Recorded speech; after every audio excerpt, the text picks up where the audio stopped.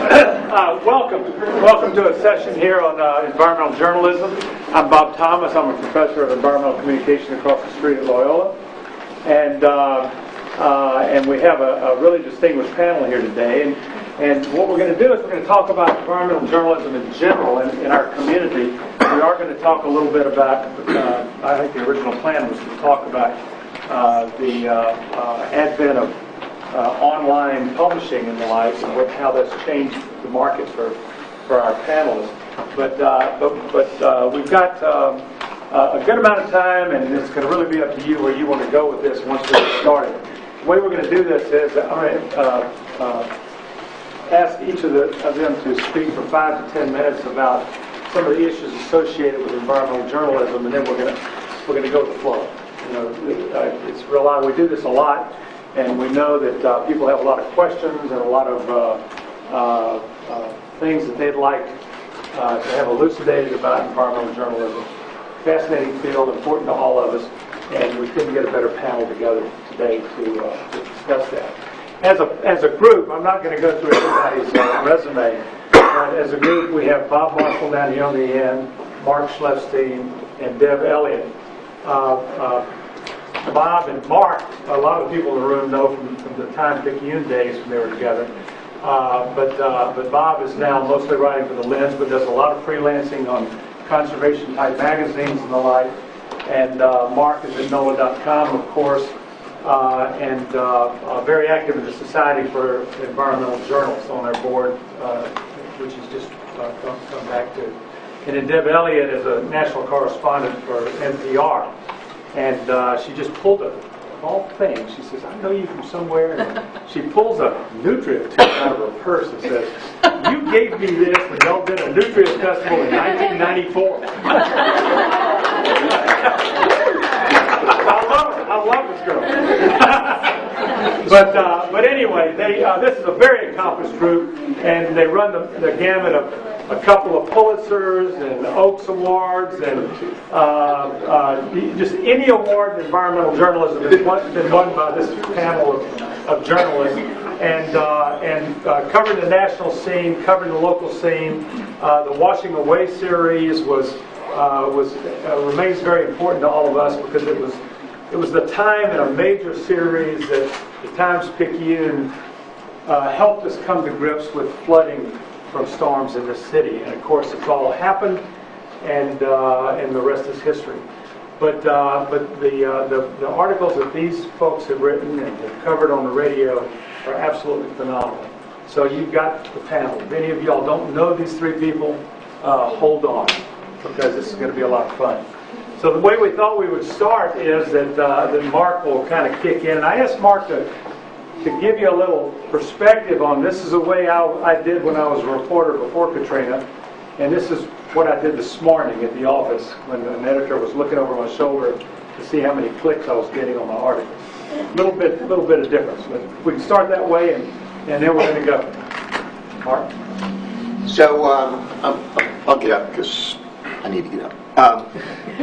Okay, so first of all, everything I say is off the record. No.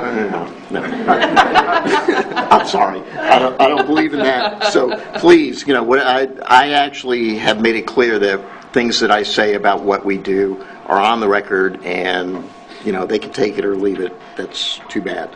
I am now the oldest person in my newsroom. I'm 65. Okay. And the next oldest person was Jim Amos, who just got kicked upstairs and out of the building, who was our editor. And then before that it was John Pope, who got caught in the last batch of layoffs that we had. And he still does reporting for us on a freelance basis. So I've been here for a while. In April, it'll be 32 years with the Times-Picayune, and now with NOAA.com, the Times-Picayune. And things have changed dramatically. And I'll give you, what it was like in the old days, the good old days. And bring you back to 2002 when we did a series called Washing Away. which was basically a view of how our risk as a city had been increasing because of subsidence and loss of wetlands and a variety of other things that was out there before Hurricane Katrina hit. A lot of people picked up one of the stories that I did and used it as an example of, hey, he predicted what happened. He's the man who predicted the storm. Well, I predicted what would happen if the big one hit, but Katrina was not the big one, and what happened to us was a man-made engineering failure rather than what I was predicting was going to happen in my articles with just plain overtopping. That series took me 5 years to convince the paper to do, and it took us about 1 year and 3 months to complete. And we had 5 people working at least semi-half-time on that series during that period. That will never happen again, ever. We will never spend that much time reporting on any issue unless we're doing it incrementally, doing stories like the series that's underway right now about the gun pipeline, where the reporters spent about 2 weeks putting together the first batch of those stories and are now following up in individual stories that they're doing as we move forward. Things have changed dramatically. I don't work for the print edition of the newspaper. I work for the online edition. I don't have artists anymore at my newspaper.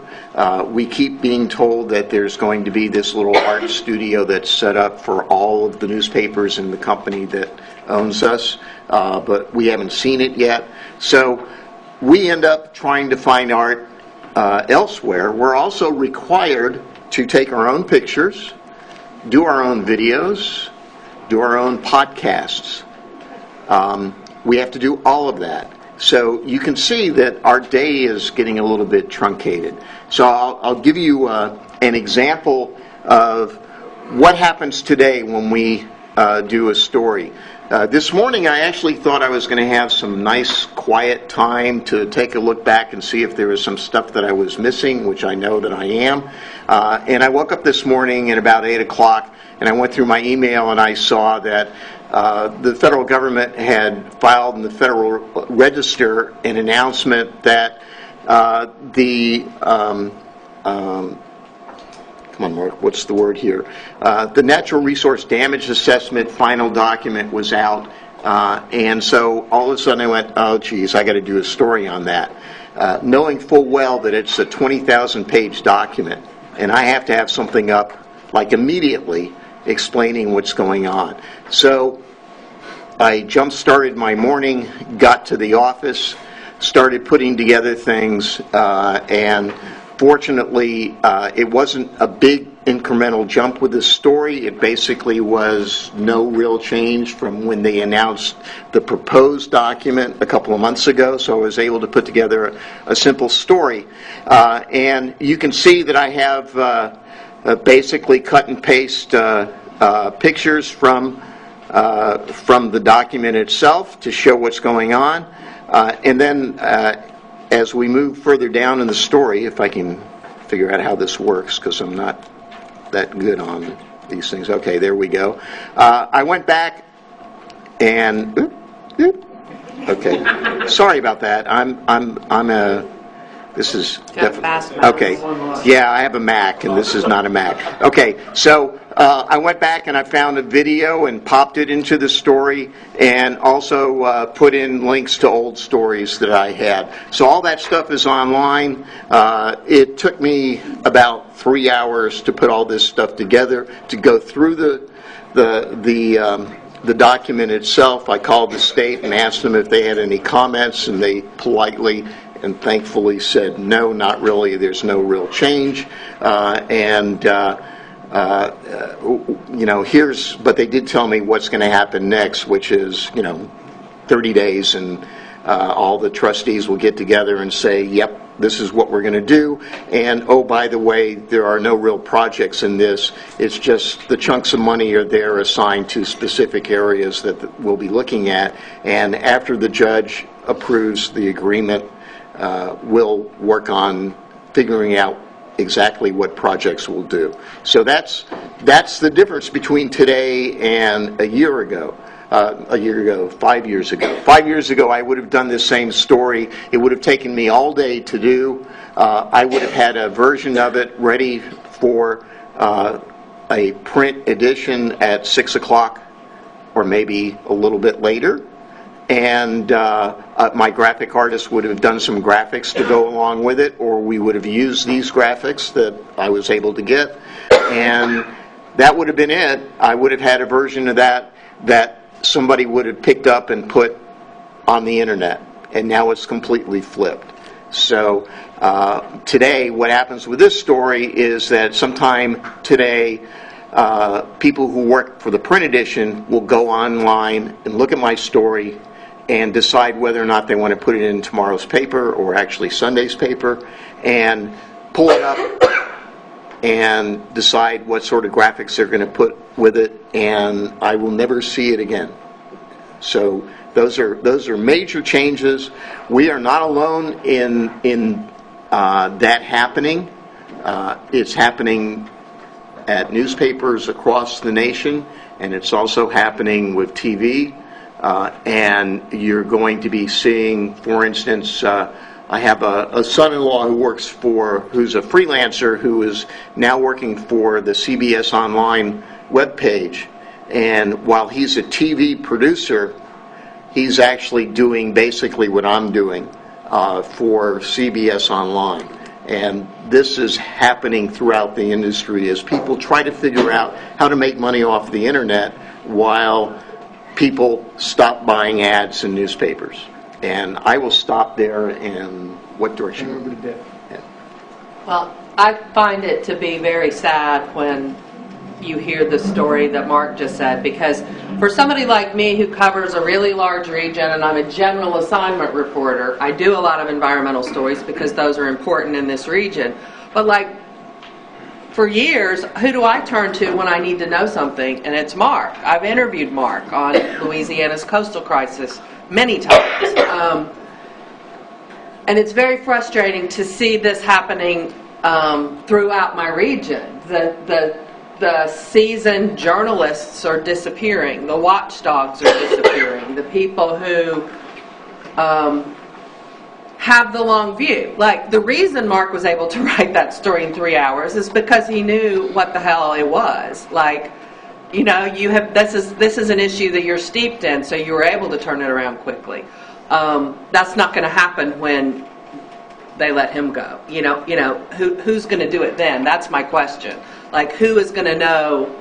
But anyway, I do think there is this increasing pressure on us as journalists to be able to do everything. Like, no, I am like really good with a microphone, but now I have to also take pictures, write web stories, think about, you know, how to tell the story on Facebook or Twitter, and sometimes that is just absolutely exhausting, because at the core of what I really want to do is just tell stories, right?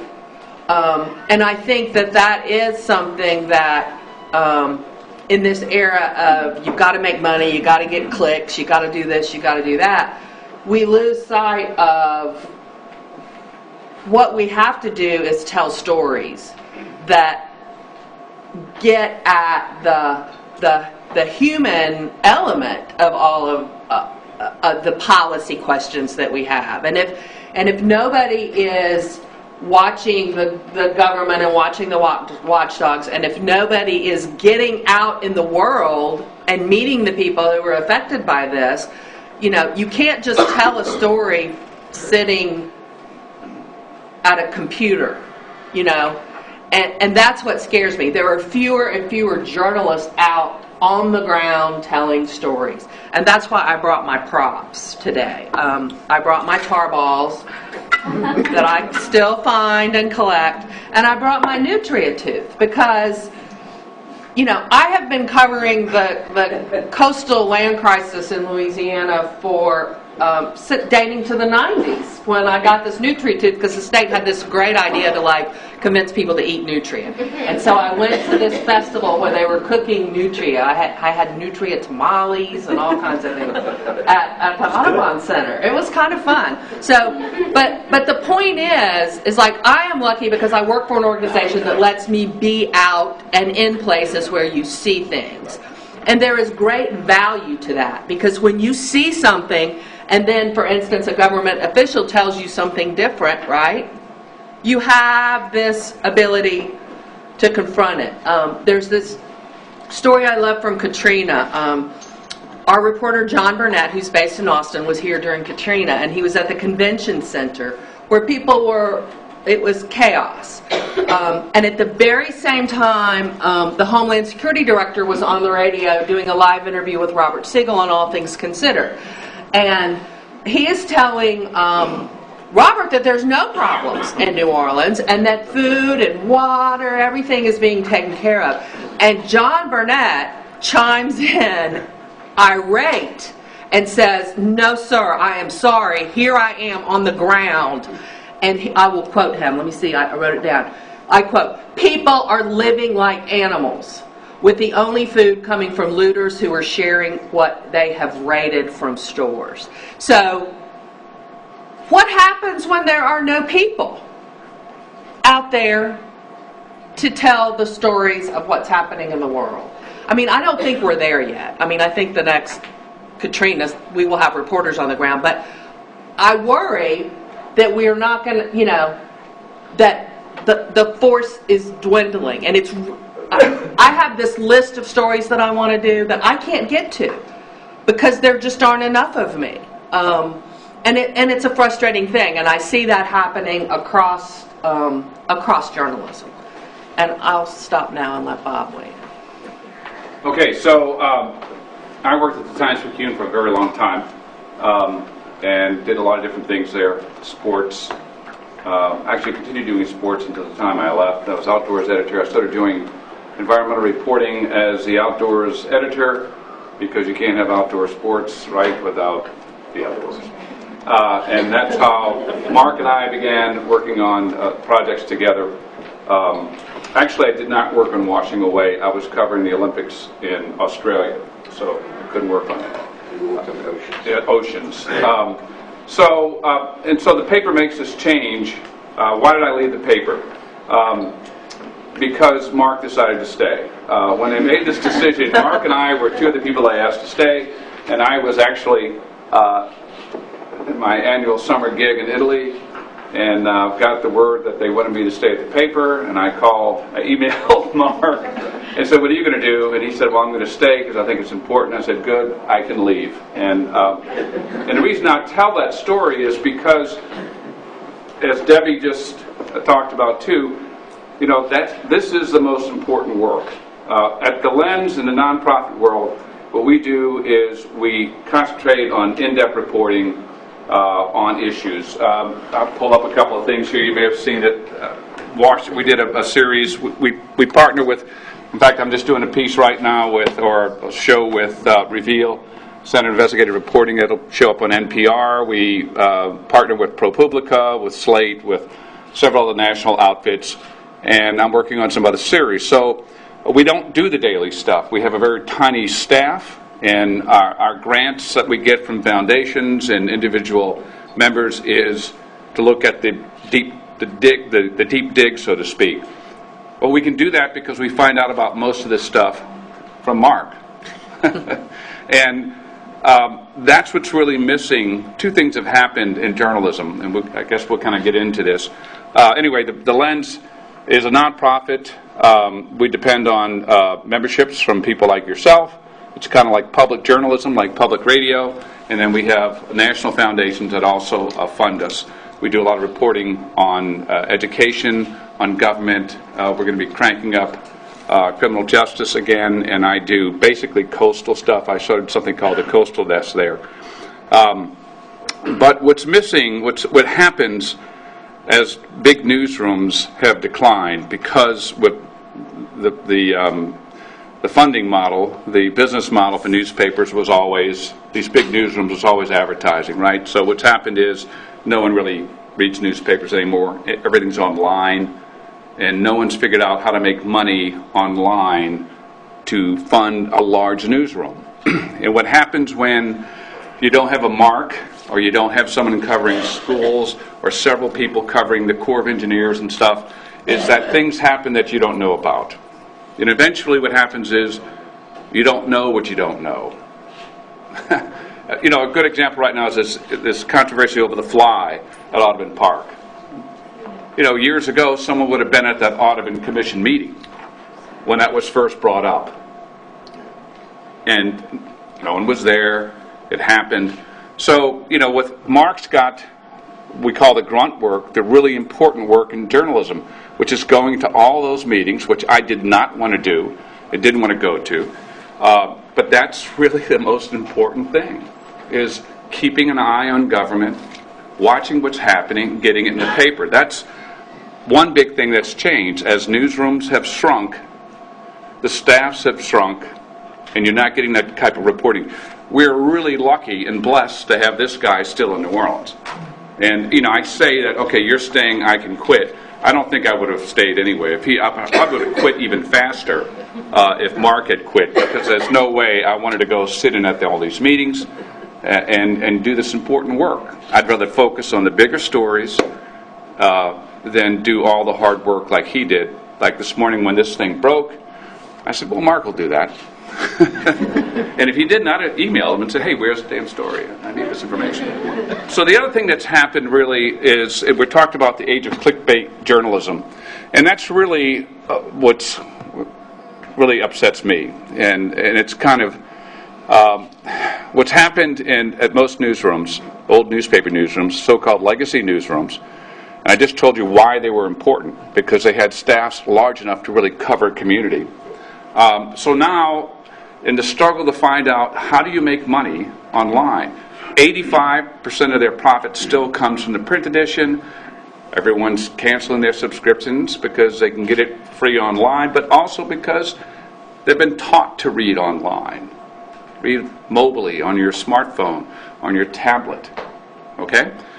And the other thing that's happened, in my opinion, over a couple of generations, is that people have been taught, or were not taught, the importance of staying informed, and really the responsibility of staying informed. You know, you're not. Well, I grew up, I'm 66, a year older than Mark, and I am the oldest person in my newsroom. We grew up with two newspapers. We talked about the news at the dinner table. Certainly on Sunday, people laid around the house with the newspaper in their hand. We watched TV news. You watch the nightly news. Nightly news, everything. And we listened to NPR when that came around. It's kind of like there's been a break in that at the home level as far as I'm concerned. And it's kind of like in wildlife biology, if you have recruitment failure for one or 2 years of recruiting, you have this bubble, right, in society, and that just keeps growing, because then the next generation also doesn't get that information, isn't taught that basic importance. And so what's happened is people don't value news. There was a great, I forget when it was done, maybe 10 years ago, when this trend began really to be noticed, and someone did research or story, and it was a great quote by a young woman who was interviewed in New York, and they said, do you read the news? But no, do you watch the news? So what about? She said, well, if the news is important, it'll find me. And that's really where we are now.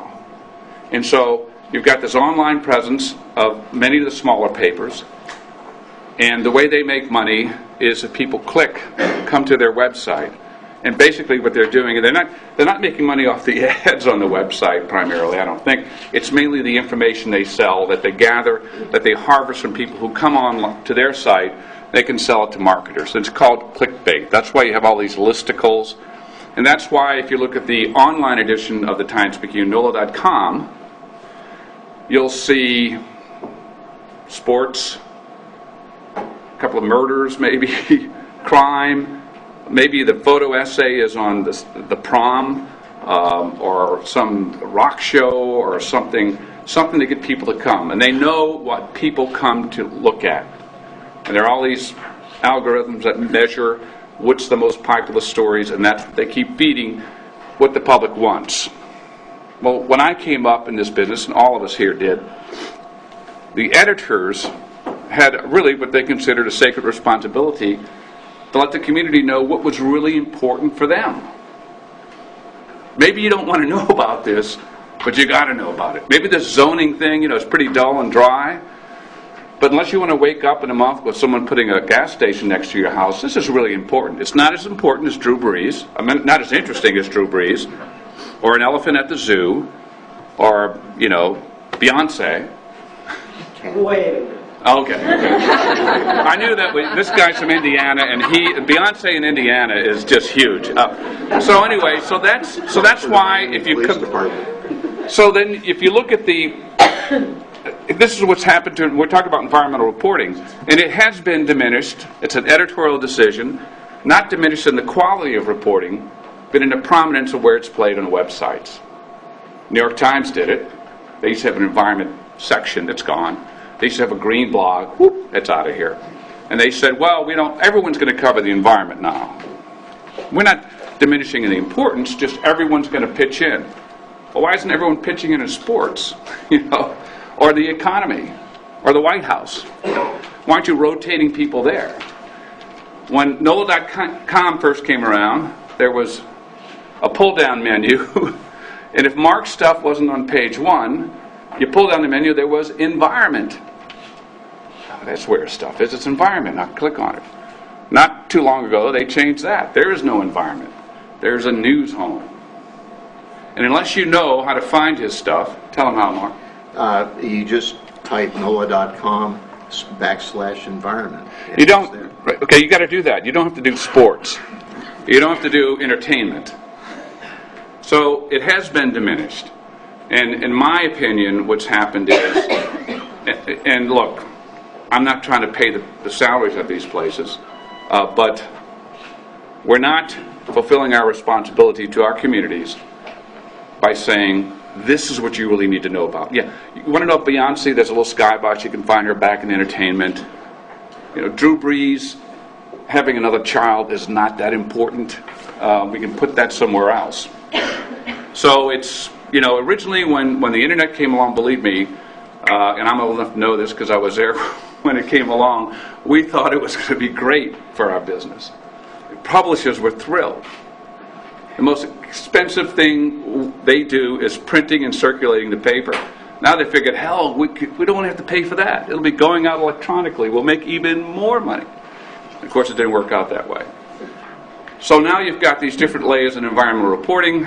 You still have some really, really great journalists working, but you have kind of a different environment, different niches. There are a lot of nonprofits that have cropped up, some that are really well funded and do really great work. In fact, one won the Pulitzer Prize for Investigative Reporting a couple of years ago, Inside Climate News. And the problem with the nonprofit world is that that's not sustainable either, because it's not like public radio or public television where people listen to it, while they're doing something else, and there are lots of members. People, once again, don't put that emphasis on news. So there are not a whole lot of members, and most nonprofit newsrooms depend on foundations and big grants. And what happens there is that boards of directors change, and they decide to change their focus onto other stuff. So there's this constant, expansion and contraction. But the nonprofit folks are now filling a role that Mark used to be able to do at the Picayune with some of his colleagues, and do these really great in-depth series that would last a couple, 3 days, lots of graphics, interactive stuff online and in print. Now that's kind of moving, or a lot of that hole's being plugged by the nonprofit world in most places now. So it's there's still a lot of great work, but you have to look for it.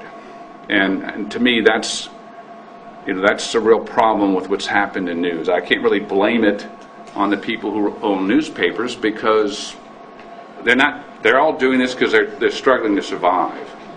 But it's really diminished the priority placed on environment. Now you could say, and they'll say, if people cared about this, there'd be a hell of a lot more clicks on Mark's stuff, and he'd be out there on page 1 instead of Drew Brees, or on the home page instead of Drew Brees.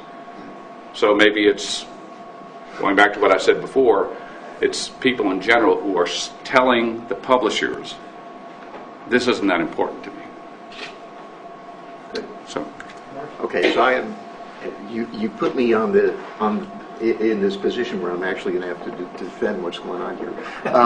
Okay, so a couple of things. Let me make a couple of points here. Okay, first of all, in terms of, I can explain why they eliminated the environment line on there, and that was because nobody was using it. What they found was that people were getting to my stories by looking for the topics that my stories were covering. And the majority of story hits on our site are done either by going to the main page of the paper and looking at what we call the river and seeing something and pulling it up, or by looking on Google and just Googling a word and finding the story. And that's where the majority of our hits come from. That's number one. Number two, I will point out to you that this story this morning got pushed on everybody's phones by our push mechanism. We do choose stories to put in the top part of our website that we think are good stories of the day, and they stay up there for longer than what is just in the river. So that's another thing. The other thing that I will point out is that even with the major changes that have occurred at the Times-Picayune and what that has done to our ability to cover environmental issues, the reality is that in some ways this community is better off today than it was 5 years ago in terms of people covering environmental issues, for just the reason a lot of people left the Times-Picayune.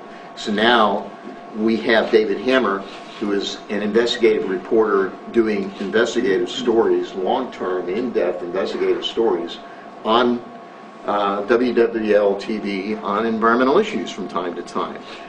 You have the same thing on Fox 8 with reporters there doing environmental stuff. So that's a positive thing. And, of course, we have this other minor little organization called The Lens that is occurring. And we also have, with the local WWNO, has set up a coastal desk. A coastal desk, and has hired people, young people who are learning for the first time what's going on out here, and are doing stuff and spending a heck of a lot of money on getting good stuff online. So there are quite a few things that are happening. It is difficult for me to do my job now, a lot more difficult than it was before. But again, the reality is that more people still look at the Times-Picayune, the print edition, than they do at any other newspaper in the community. And they are most certainly looking online at NOLA.com more than anywhere else.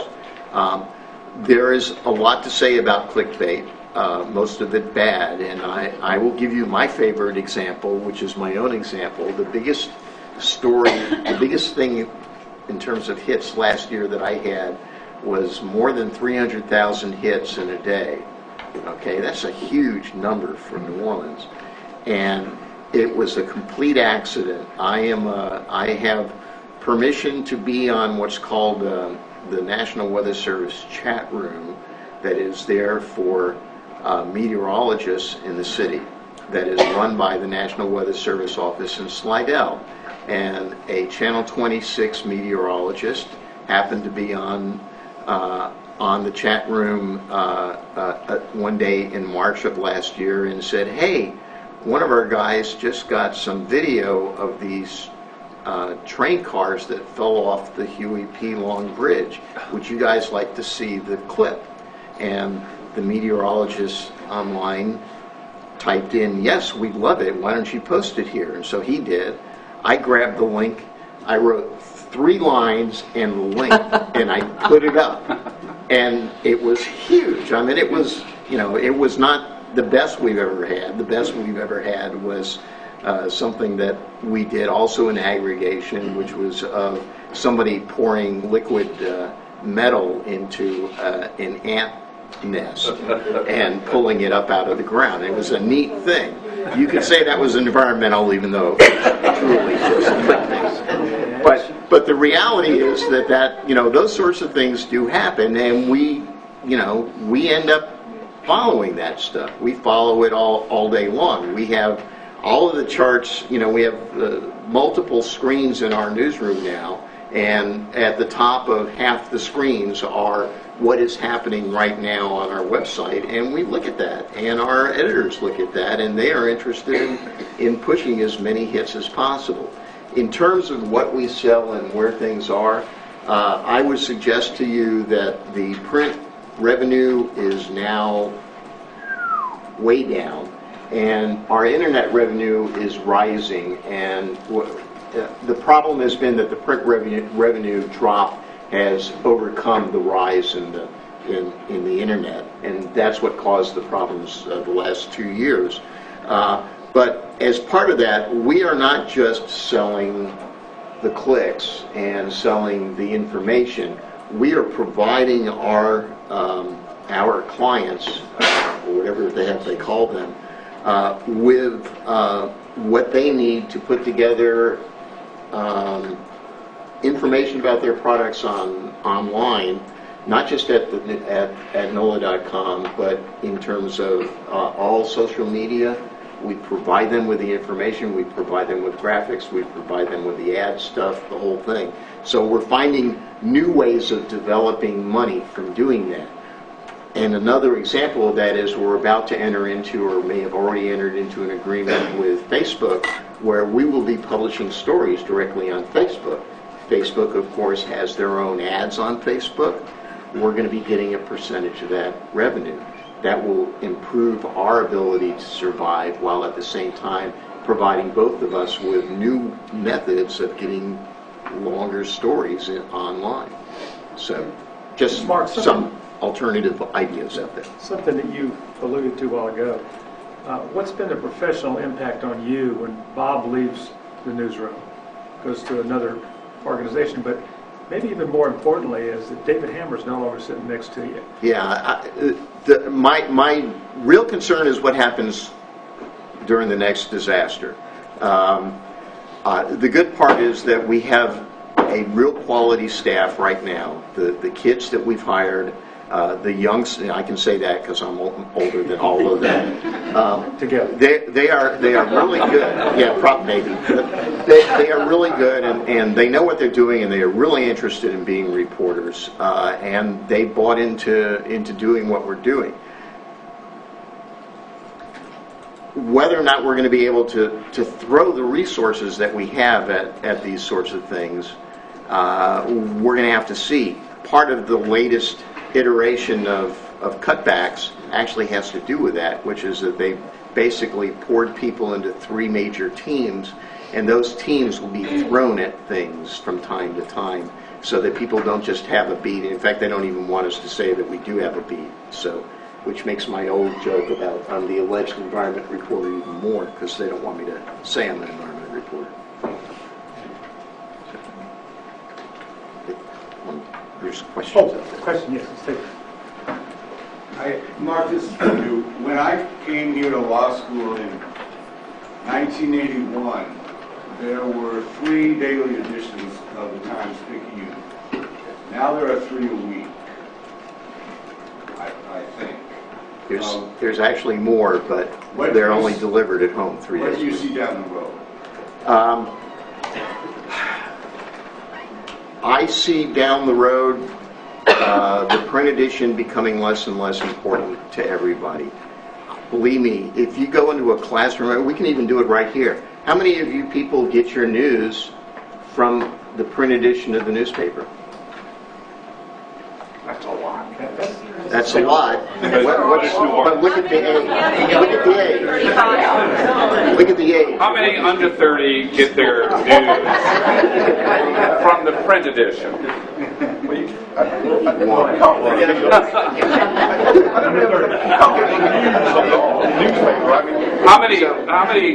How many check the news daily, period? All right, that's good. See, that's the lawyers.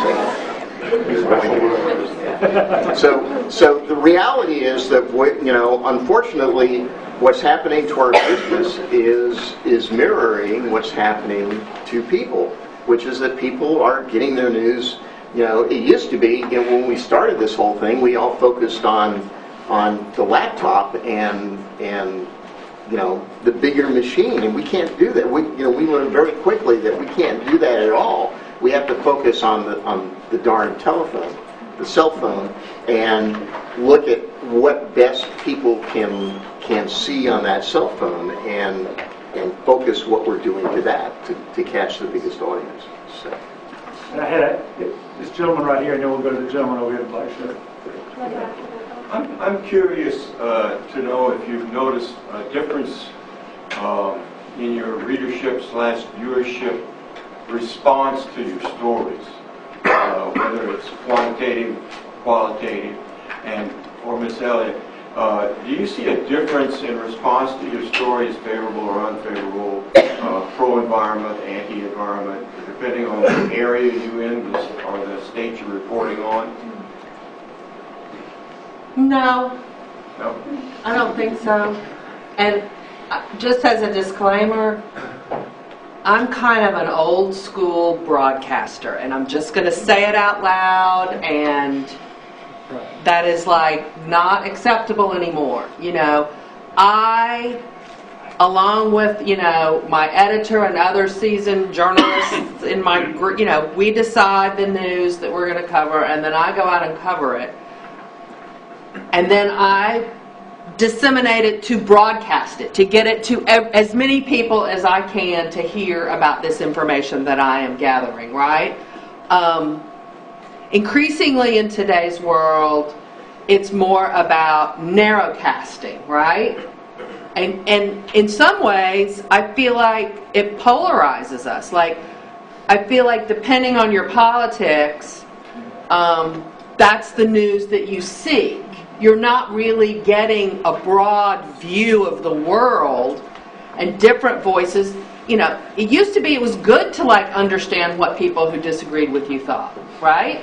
I think that's not the way it is anymore. I think now more and more, Bob talked about somebody saying, the news will find me. Well, increasingly, the news finds people from sources that, it's like an echo chamber, I guess is what I'm trying to say.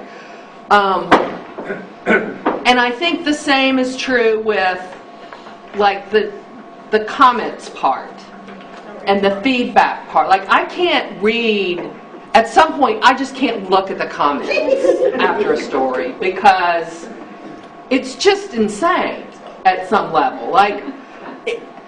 And that's bad. We're supposed to. I'm admitting out loud that I'm not doing what I should be. And the Twitter thing, sometimes I get very interesting conversation back and forth on the Twitter that informs my future reporting or opens my eyes to something or whatever. But a lot of times it's just really? Do I go there? I'm not going there. I got things to do. I got a life. I got a family. I got a job. What? So I think that's part of our struggle as journalists to figure out that world, and I have not yet figured it out. I don't know if that answered your question. Can I just say something real quick about the engagement question, because that really is that's a key part That's of the what we do. watchword now. It engagement. And you guys are joking about that, but I get in metrics. Yeah. Scenario, I get metrics for being here because this is engagement, okay? Because I'm engaging with people who look at NOLA.com. But the reality is that we are actually required to be in the comment stream, commenting and attempting in part, and we have been partially successful in this, in redirecting the crap into better, less crappy directions, which, for instance, on the gun series, our reporters were out there immediately and started directing people away from the stupid idiocy that they do into, real questions about what was going on. And that, there's a positive side to that for us because it means more clicks when people go, oh yeah, I want to say this and whatever. But the reality is that it also helps the conversation in the community. So, think about that as you're. So the journalist as a moderator of the comments. Is sort of what you're absolutely, saying. and indeed, we're told to go ahead and hit the kill button for comments that are not any good. And we actually have a service that is working for us full time, 24/7. That when somebody clicks on that, hey, this is unacceptable, that they take care of it immediately and it disappears. So that's, that not every news organization has that or has the ability of doing that. So that's another positive thing. I don't think we can. Let me just jump in on the comment thing, because this is one of my pet peeves. To me, one of the most embarrassing things that our industry has done is to allow anonymous comments online. It doesn't help the discussion. They still maintain two different standards of ethics. In the print edition, if you want to send a letter to the editor, You have to say who you are. we used to check it out. They find out who you are. Bob Marshall, New Orleans. So why the different standard? Why give a soapbox to, it's like racist, misogynist, people calling each other names. How does that improve the community? How does that Doesn't improve the improve the discussion? public discourse. Assistant U.S. attorneys. You mentioned moderating the discussion. Just imagine if Meet the Press guys showed up with hoods over their heads. I mean, that's basically what we're allowing online, and you're doing it for one reason: clicks. And most of the comments are between these characters. I don't read them. I've always said I used to never pay attention. Everything I write has my name on it. A lot of times my picture. Okay. If you want to talk to me, I need to know who you are. And so there are a few papers that do a really good job. The New York Times is one of them. The Washington Post is, it's worse than the worst days of NOLA.com if you read the comments there. I'm stunned. And so I think that it's just disgusting what's happened, and I'm embarrassed for the industry.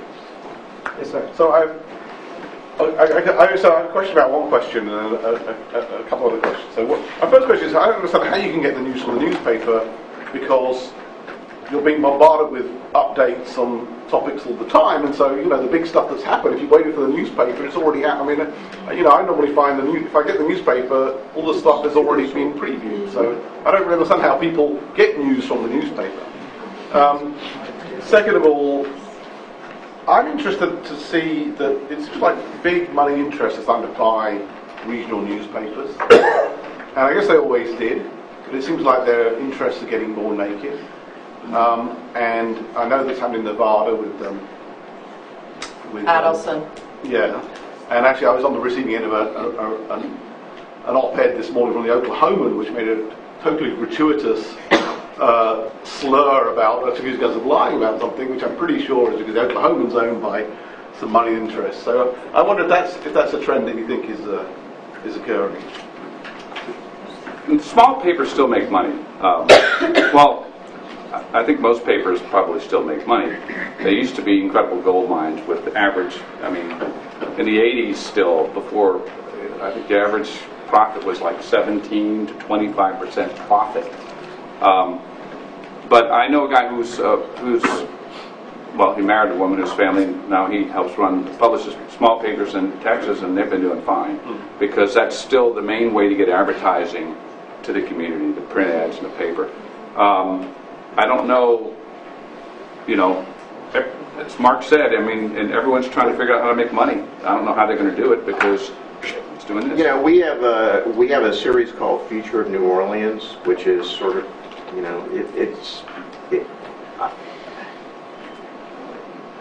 it's the online equivalent of what I used to call Progress Edition, except that it's really not, because they're basically stuff that somebody is deciding that we're going to go write about, and then they go and sell ads specifically to be on those sites.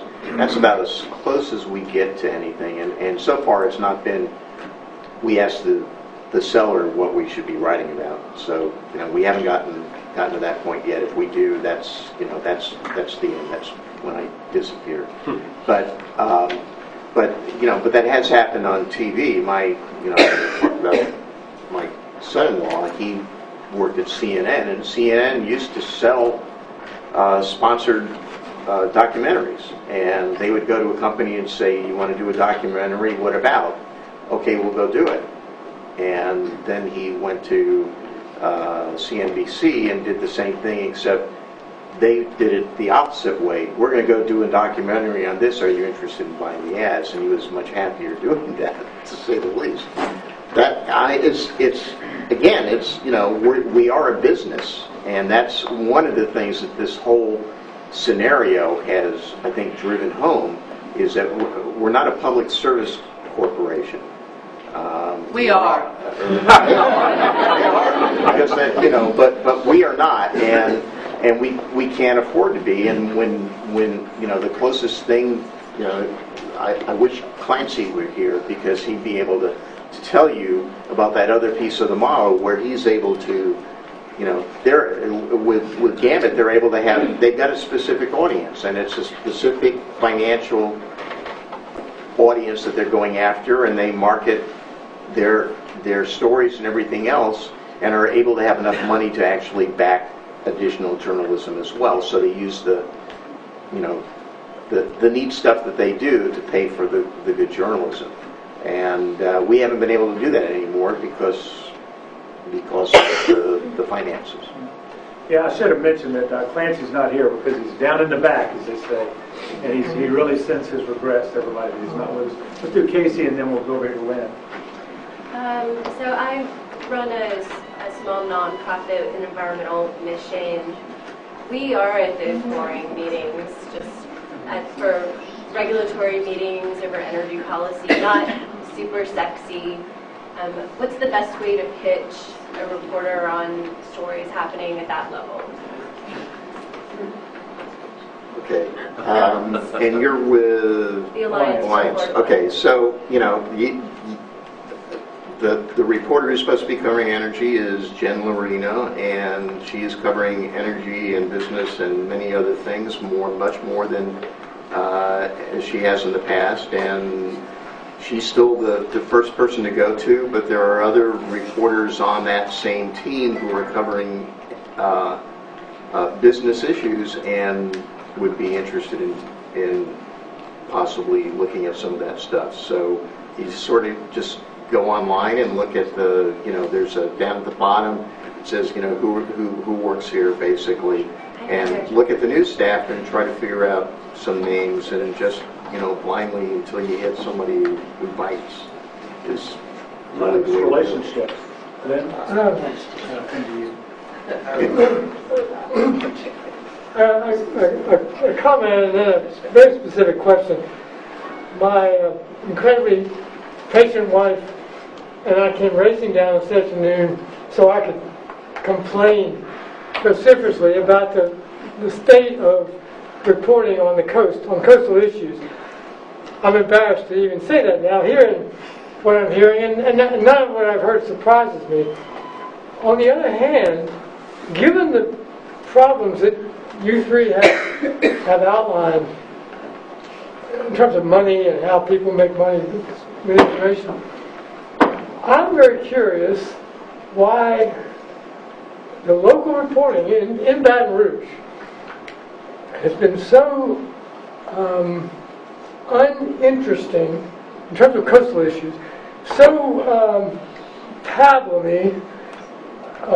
The reporting has been avoiding lots of really interesting controversies that would be, it seems to me, good for the media outlet in terms of, doesn't controversy raise readership or viewership?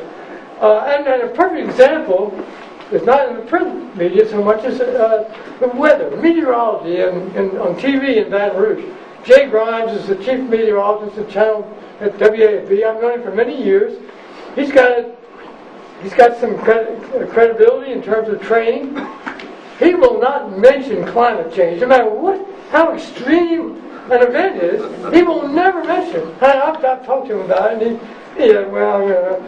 because it's controversial. Well, why isn't that worth reporting on? Oh, in my question. I can't answer for him, but I mean, it may be pressure he has from his company. I don't know. Meteorologists in general Yeah. don't support climate change. Well, I've had many of them. It's changing. the American American Meteorological Society definitely has a policy saying climate change exists and it's really bad and we need to do something about it. So that's, I know that, but the local Bob Brack guy- is an outlier on this. and he's retired. And I think you'll see. No, but you're right. A lot of meteorologists, and basically their concern, and I've talked to quite a few of them, is not that they don't think there's such a thing as anthropomorphic warming. Where they get upset or where they get questions is when it gets to the models of how much rain we're going to have and how much drought, because they have a hard enough time trying to tell you where the water vapor is going to go day to day, week to week. So how can these guys forecast? That's their big issue. Their concern is that they're using the same models for both the daily forecasting and for the long-term potential for climate change. And so they have less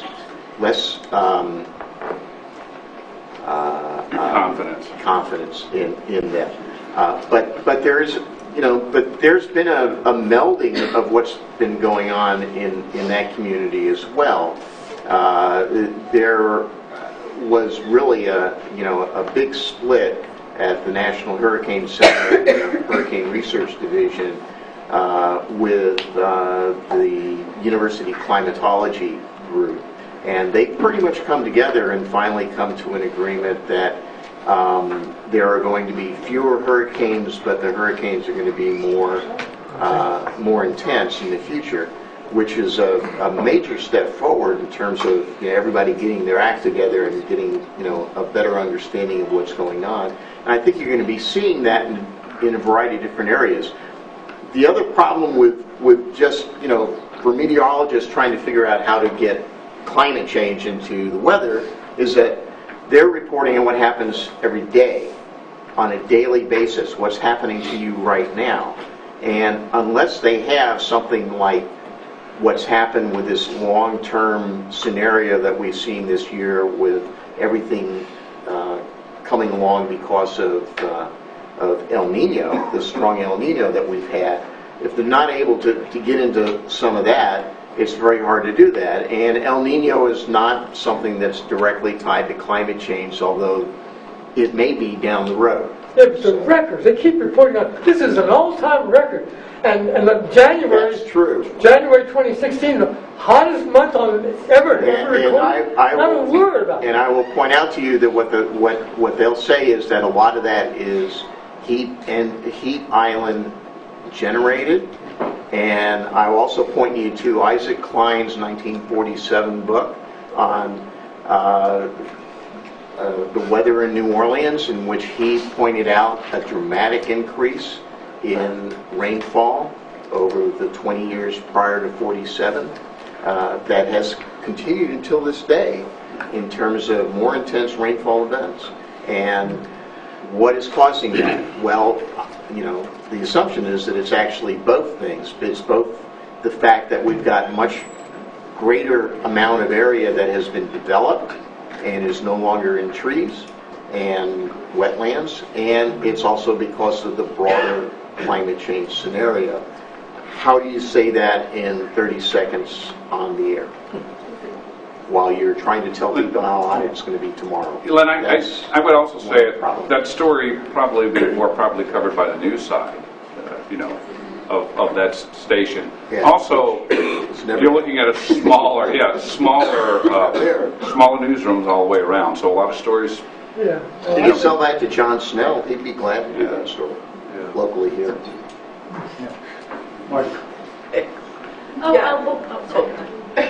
Thank you, Mitch. Following up on the first part of his question was about getting coverage for story local stories that people are really caring about. I live on the North Shore now, and fracking is a #1 interest, okay? Getting a story on it that doesn't have Hellas at the end saying, oh, these people are just dumb, they don't understand what fracking is all about, is impossible, basically. I can Google fracking, and I come up with fracking disasters all over the world, fracking fires, fracking poisoning water, fracking earthquakes, record-setting earthquakes. Not a word locally. Nothing. And or very little. And only if something happens like Hellas wins a court battle, and then, oh yeah, a little bit about it. But it's like getting the people involved. Old newspaper stories, they would interview people and have the local people's viewpoints too, and the aspects that affected local people. That's missing locally. I don't feel like we're getting the play over there. We're not getting people coming out and interviewing. I mean, I can tell you specifically what the problem is, which is that we've only got 2 reporters on the North Shore, and they're having to cover everything. And one of them actually is covering fracking, and I understand. He does some. I understand your concerns. It's little. But at least he's covering it, and it wasn't being covered at all before. Okay, so that's, you know, there's 2 sides to that problem. The other problem is, you know, we did go out and do some reporting on Shreveport fracking a number of years ago, and did a big series on it. Fortunately, it hasn't shown up on the South Shore, and I'm sorry, I got a lot of stuff on my plate, and fracking is not there because it's just not there yet. But it will affect us. Well, it's going to affect. It will eventually. If the water, we have one aquifer. If it's poisoned, that means everybody in the Florida parishes doesn't have safe drinking water. I hear what It's a you're major saying, story. and I understand the concerns.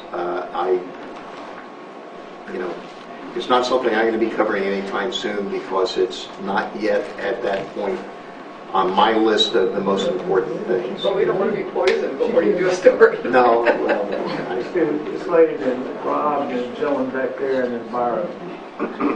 First of all, thank you for everything you do within your capabilities.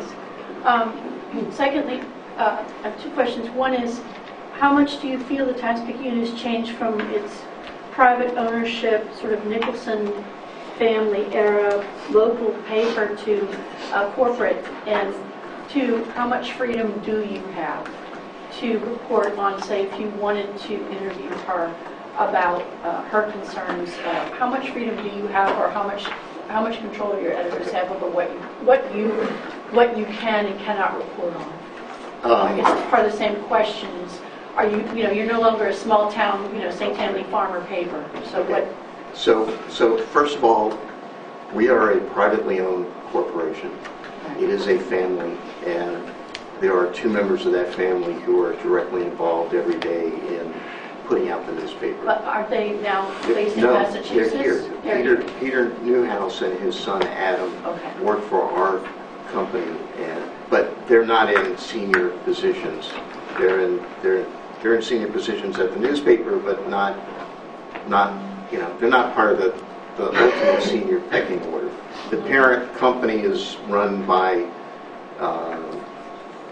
their father's brothers, and our part of it is run by the son of one of those 2 brothers, who is out of New Jersey and is running all of the online operations, and the majority of stuff is coming from him downhill. Is that where Mass Live is located? Yeah. Well, Mass Live is one of them, but it's NJ Live. It's NJ.com would be what you would. I mean, it's that area, but they're based in Manhattan. But they run both the print edition, the print stuff, but they also own the Discovery Channel, and they own all the magazines. Vanity Fair and all that stuff. So that's that part of it. In terms of what I can write, I'm in a different position than any other reporter. I can basically write what I want, with certain limitations, which are that there's a heck of a lot of stuff that I have to do that I don't want to do, but I have to do it, like writing daily weather stories during Mardi Gras, okay, which is literally an all-day chore because of the way that we do it, because you have to build in all the Mardi Gras stuff. So that, I hate doing that, but I don't have any way out. It's better than covering the parades.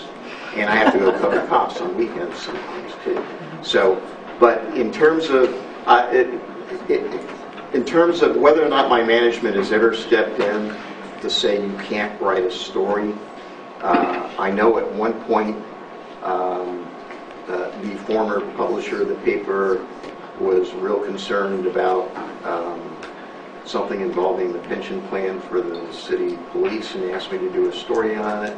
And I came to him and explained that it was exactly the opposite of what he thought it was. And he dropped his idea of doing the story, which I didn't mind at all. It was not a problem, okay? On the other side, we did a series back in the 90s on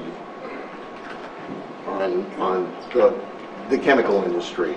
And one of those stories had to do with Dow Chemical and their backyard and the wells that they had that are still operating to pump liquids out of the ground that they had poured in forever. And they didn't like the story, and they demanded an audience before the publisher with the reporters in there to complain about it. And we were all in there, and they said that, it was all a bunch of crap and everything else, and we explained that, well, no, it's not, and here's, we showed you the documents, and you actually drilled the wells deeper after we complained about your lack of information, and you found stuff even further down, and the conversation ended, and the publisher was, said, thank you very much, appreciate your coming in, and they left, and he asked us to stick around, and we didn't know what was going to happen. I said, look, don't worry about it. Last time I checked, Dow Chemical is not going to stop putting saran wrap coupons in the Times-Picayune. So I have been lucky in that every place I have worked, the stories that I've worked on, even when they were filled with tension, I've been backed by the editors. I've never had anything killed. We got about 7 minutes left, so Rob? Just really quick. One upside of the digital era is that there are a lot more people, perhaps not trained as journalists, who can do things like podcasts and make documentaries and blog and so on. And many of these folks have expertise in other areas. Climate scientists do this, as you know. Law professors do this, as you know. Engineers and so on. And so I guess I'm wondering, with this kind of infill that's happening, what do you think might be one of the more promising sources of this kind of supplemental journalism, understanding that it's not professional, but that it might be worthwhile in other ways? Well, I think there's a lot of good thing that's happened, and actually Mark and I are involved in trying to push this along later today, is that scientific journals are much more easily accessible, and there are groups like the National Academies, and they're much more with the internet and online. You get information from them, and so there's a much more immediacy getting this important maybe breakthrough or information from science to the public. And there's more and more, I believe, I know in wildlife biology this happened years ago. They took sociology courses. I'm hoping that in some of the hard sciences that they also take, maybe some basic reporting or speech classes or something, so that they can use the internet to get this information out and explain it, because really, they have the information. So I think that's one good thing. And then there have been special publications out online publications. I can't think of the specific names now, but they're put up by scientists. A lot of it revolving around climate. And I go to them, I read them, and but I make sure that, that I vet them.